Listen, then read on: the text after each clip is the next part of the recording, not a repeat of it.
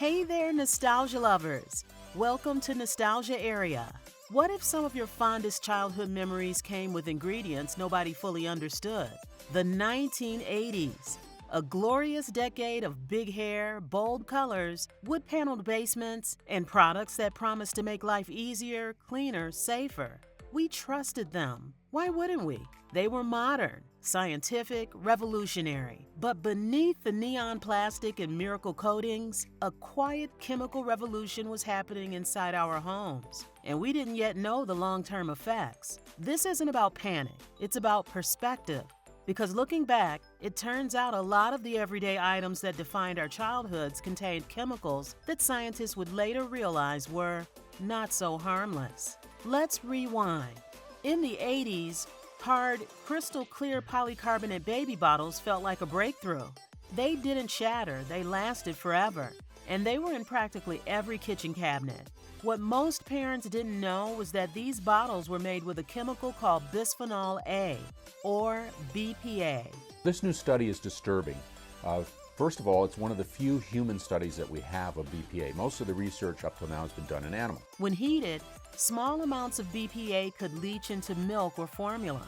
And BPA behaves a lot like estrogen in the body. For developing infants, that kind of hormonal interference isn't ideal. Over time, researchers began linking BPA exposure to potential reproductive issues, developmental concerns, and increased risks for certain diseases later in life. It took decades, but in 2012, the FDA banned BPA from baby bottles. The Food and Drug Administration has declared BPA safe, but is continuing its review. By then, millions of 80s kids had already grown up using them. And while many products now say BPA-free, some replacement chemicals like BPS and BPF are still being studied for similar effects. Convenient? Absolutely. Fully understood at the time? Not even close. If you grew up in the 80s, you remember the magic of a fried egg sliding effortlessly across a Teflon pan. That miracle coating relied on a group of chemicals known as PFAS, specifically one called PFOA, often referred to as C8. Our tests found the Swiss Diamond Pan had measurable amounts of PFOA and several other PFAS. These compounds are incredibly durable. So durable, in fact, they barely break down in the environment or the human body. That's why they're often called forever chemicals. And if you're shopping for nonstick pans, you might notice labels saying the pans are non-toxic and made without dangerous chemicals. In Parkersburg, West Virginia, a DuPont plant manufacturing Teflon released PFOA into local water supplies for years. A massive study later linked exposure to several serious health conditions, including kidney and testicular cancer. DuPont eventually paid hundreds of millions in settlements. PFOA was phased out of cookware by 2013.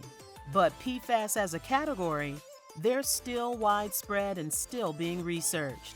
That perfect omelet came with chemistry we're only now fully understanding. Remember that giant floral couch in the living room?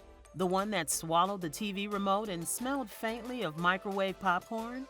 There's a good chance the foam inside it was treated with flame retardants called PBDEs. Starting in the 1970s, these chemicals were added to furniture, electronics, and carpets to meet fire safety standards. The intention was good. The issue? PBDEs don't stay locked inside foam. Over time, they migrate into household dust. For kids building blanket forts or playing on the carpet, that meant increased exposure. Research later linked PBDEs to thyroid disruption and developmental effects, including impacts on learning and attention. Many PBDEs are now banned, but like many chemicals from that era, they persist in older furniture and in the environment. Your pillow fort may have been cozy, but it wasn't chemically simple.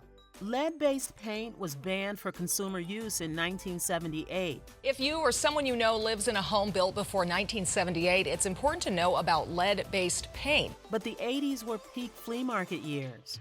Vintage cribs, hand-me-down dressers, DIY refinishing projects in the garage. That charming, cracked alligator paint pattern on older furniture? often a sign of high lead content. The real danger wasn't just touching it, it was sanding it. Lead dust is easily inhaled and incredibly harmful, especially to children. There is no safe level of lead exposure for kids. It can permanently affect brain development. Lead poisoning doesn't announce itself dramatically, it happens quietly. And many families had no idea they were stirring it into the air during a weekend project. In the 80s, nothing said sophistication like a heavy lead crystal decanter filled with whiskey on a mirrored bar cart. Lead crystal can contain over 24% lead oxide. That's what gives it weight and sparkle. But when alcohol sits in those decanters for months or years, lead can leach into the liquid. Studies found that long-term storage significantly increases lead levels in the drink. Even wine poured into crystal glasses begins absorbing trace amounts within minutes. Beautiful? Absolutely. Chemically ideal for long-term storage? Not exactly. Open an old trunk from the 80s and that sharp mothball smell hits instantly. That smell wasn't just grandma's closet. It was pesticide vapor. Most mothballs contained either naphthalene or 1,4-dichlorobenzene, chemicals that slowly sublimate into gas to kill moths. When you smelled them, you were inhaling that vapor. High exposure has been linked to headaches, respiratory irritation, and potential long-term liver and kidney effects. These chemicals are also considered possible carcinogens. We place them in closets to protect sweaters, not realizing we were adding chemical fumes to indoor air.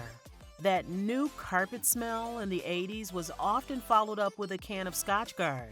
It was the ultimate shield against grape juice spills and muddy footprints, a must-have for any house with kids. But that protective shield was made from the same family of forever chemicals found in Teflon, PFAS. When you sprayed it, the chemicals didn't just coat the carpet, they went airborne, settling in dust and getting into everyone's lungs. 3M, the maker of Scotchgard, used a specific PFAS compound called PFOS. After data showed the chemical was accumulating in human tissue, 3M voluntarily announced it would phase out PFOS in 2000. This family of chemicals is linked to a whole rogues gallery of health problems, including immune system suppression and cancer. 3M later announced it would exit all PFAS manufacturing by the end of 2025, but the damage was done. The chemicals are now found in the blood of humans and wildlife across the entire globe. The 1980s promised better living through chemistry, and nowhere was that more obvious than under the kitchen sink. Our homes were stocked with an arsenal of specialized cleaners, degreasers, and polishes that could strip paint off a battleship. But these products were filling our indoor air with a toxic soup of volatile organic compounds, or VOCs. Chemicals like benzene and chloroform would evaporate at room temperature, and indoor concentrations could get up to 10 times higher than outdoors. Long-term exposure to this chemical cocktail is linked to cancer and birth defects. A single bottle of oven cleaner could contain a dozen different toxic VOCs, all off-gassing into a poorly ventilated home. Our quest for a spotless house came at the cost of the very air we were breathing. Polychlorinated biphenyls, or PCBs, are a group of highly toxic, man-made chemicals.